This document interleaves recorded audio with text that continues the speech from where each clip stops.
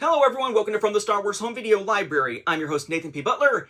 This time we look at an oddball item as we have some other ones coming on the way here. There are more episodes on the way, even though there's not a whole lot to talk about these days with new Star Wars Home Video releases. But this is actually kind of an old one, and a bit of a weird one in a couple of ways in terms of being somewhat tangential or at least kind of borderline when it comes to whether it should be included or not. And I'm sure questions will be raised on why it was included at all, and I'm kind of hoping that folks will use this as a point to also educate me as well in the comments. Respectfully, please.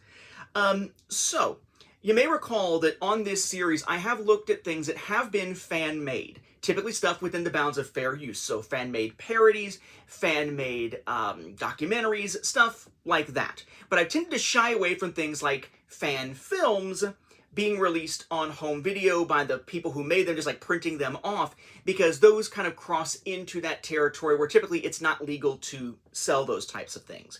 I also know that while I am not part of it, we've looked at a lot of things for Star Wars fan costuming communities. So the 501st and so forth. People who have these designs that they make themselves without necessarily going and buying anything official that allow them to replicate the look of, say, a stormtrooper or an Imperial officer or a Mandalorian or whatever, and they use that for things like charities and things like that, but they are able to do so.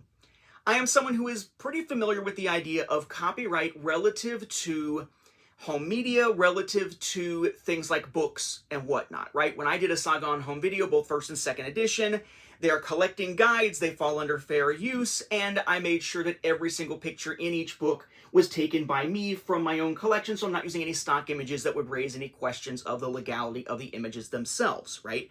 I'm kind of familiar with that.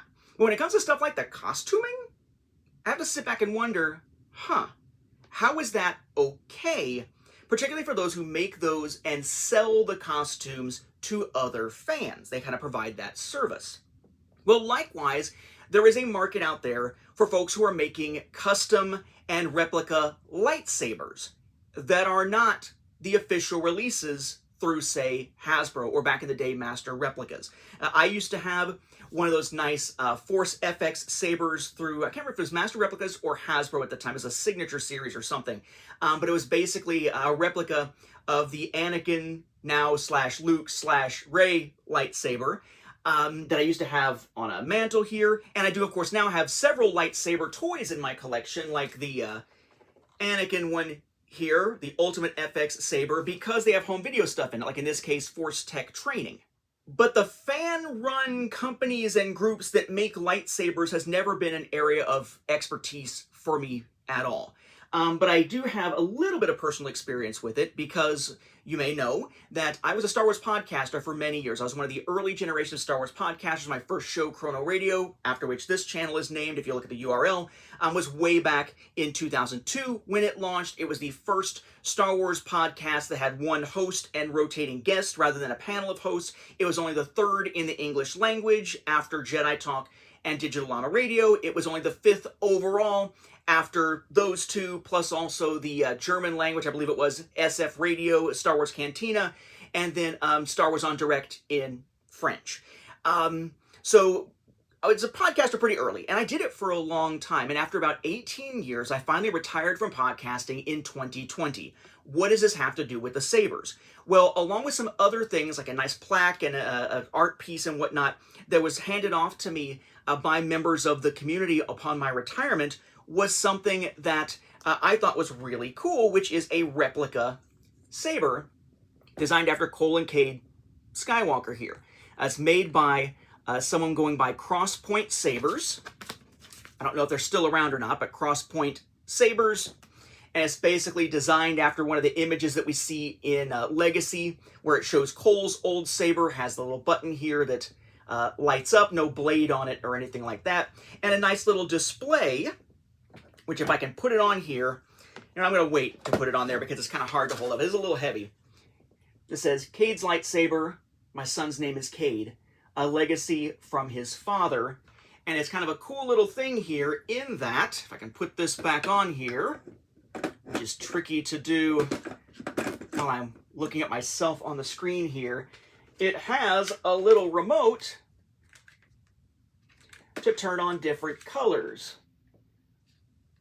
as a cool little background display piece kind of thing here. I actually typically have that, ooh, nice light from underneath.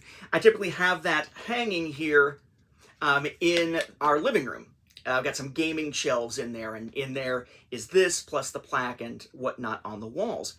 And so I have a little bit of familiarity with just the concept of fan-made customs, but not really anything myself in terms of actually trying to make anything like that or hunt something like that down myself. So I'd be curious about the different groups that do this, about the different companies that do this, how they relate to each other, the legality one way or the other of it and whatnot, with the whole idea of Force FX Saber, for example, that phrase being something that is copyrighted or a trademark or whatever it might be. I guess it was trademark. The idea of the lightsaber groups that are able to do this just consistently, including doing things like full-blown replicas and so on. I know there are some bad blood between some of those companies and groups because of some stolen ideas and whatnot. I'm just curious about that if anybody wants to fill us in here in the comments about the background of some of these groups. But what I came across recently from a home video standpoint was something that was made by someone from one of these companies or groups that make replica or custom sabers unofficially, kind of like making Mandalorian armor, making Stormtrooper armor, whatever, that they then were to sell to others. And it just happens to be somebody from that company wanting to try to say, hey, you know, I'd like you to get the most out of what you just got from us or whatever. But it is a video tutorial that is actually broadly applicable to anyone with any kind of lightsaber prop that they have, whether official or unofficial. All that to say, the item in question is this. Now, the company involved is fxsabers.com. I looked them up. I can see they make the sabers. I can see they sell sabers. I can see also they have a big community forum which has stuff for people who build their own sabers, so maybe this is something spinning out of that. Again, I don't have the background on these types of groups or companies. And there's a Saber Guild, for example. I don't know myself enough about it. But what this is, it's the official Saber Spin tutorials. Official for them, not official for Lucasfilm, of course. Says down here, as instructed by Paul Bandit Jedi Myers. Okay. So there's your cover there. Lightsabers spinning.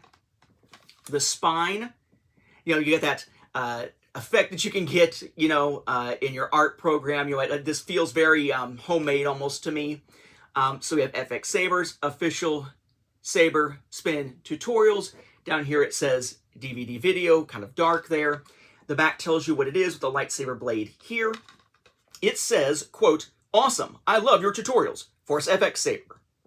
I found myself one day searching the internet for instructions on how to do saber spins like I saw on film. And yes, one day is one word for some reason. I found none. And I feel for that, right? The idea of, I'm going to create a resource because I don't see a resource out there. That's why I made the Star Wars Timeline Gold, or the Star Wars Timeline project that started back in around like late 96, early 97. 97 being when I first allowed anybody else to get their hands on it and started sharing that. And that is why I wrote a Saga on Home Video. That is why I did From the Star Wars Home Video Library, which you're watching right now. Because if you love something within fandom, it's a passion area of collecting or something that you pursue within fandom, and there aren't resources out there about it because you're looking for them yourself, then as you grow in expertise, you might want to be the one to create the resource yourself. I feel him on this for sure. Continuing. So now I'm on a mission to bring what I've learned to the saber-wielding masses. Again, after my own heart with things like a Saga on Home Video, From the Star Wars Home Video Library, and so forth. The tutorials within will instruct you on the easiest way possible to do each move. Soon, you will know the power of the saber. There are some other quotes here. Thank you. Don't ever stop making these. It's an excellent reference for anyone working on fight choreography. Your tutorials are excellent, which all come from, I guess, users. Has a Bandit Films production. Please visit, and has an fxsabers.com website listed underneath there. But the DVD contents basically tell you what you're going to see. There are 30 tutorials on here. It's basically just the host, the dude, Myers, standing in like a gym-looking background. Not great audio quality. Didn't do any like filtering to get the noise out of it or anything like that. But it's basically just him with the camera, with a prop lightsaber, I guess a replica lightsaber that they have made. And he is just running through the different moves and showing you how to do it from sort of front view and often then from side view, and like how to place your hand to do certain things like a basic spin or much more elaborate stuff as it goes. Again, 30 tutorials, and it's divided into 3 sections. So the first big chunk is single saber spins. We have one lightsaber in hand. Then you have dual saber spins when you have 2 lightsabers. For me, that's one of the most complicated because you're always worried about knocking them into each other when you're trying to do something with them. And then you have saber staff spins, so like Darth Maul's dual-bladed lightsaber, movements like that. And it does have a section right at the end, kind of as a bonus, where he actually turns them all on. You can see the colors in dimmer lights to see how the movement shows in that respect.